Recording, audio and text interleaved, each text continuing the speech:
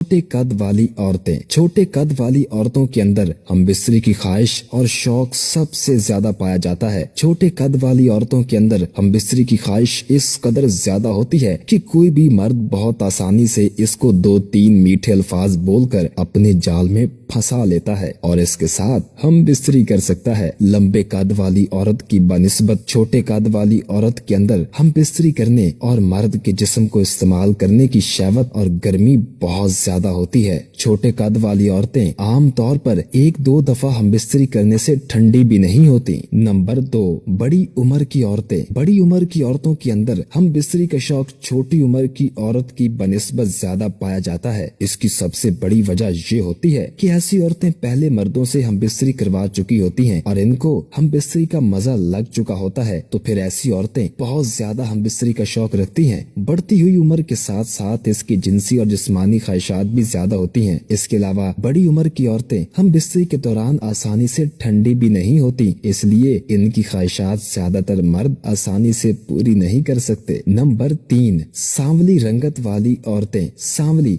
यानी काली रंगत वाली औरतों में हम बिस्तरी की चाहत गोरी औरतों की बनिस्बत हद से ज्यादा होती है। सांवली रंग वाली औरतों की शर्मगाह में हम बिस्तरी की तलब बनिस्बत गोरी औरतों के ज्यादा होती है। एक रिसर्च के मुताबिक सांवली रंग वाली औरत रोजाना 3 मरतबा हम बिस्तरी करने की तलबगार होती है, जबकि गोरी औरत रोजाना 1 दफा हम बिस्तरी भी मुश्किल से कर लेती है। अगर गोरी औरत की शर्मगाह की गर्मी 5 मिनट में ठंडी होती है तो सांवली औरत की शर्मगाह ठंडी होने में 20 मिनट लगते हैं, जो कि सांवली औरत की शर्मगाह में शहवत की ज्यादती की अलामत होती है।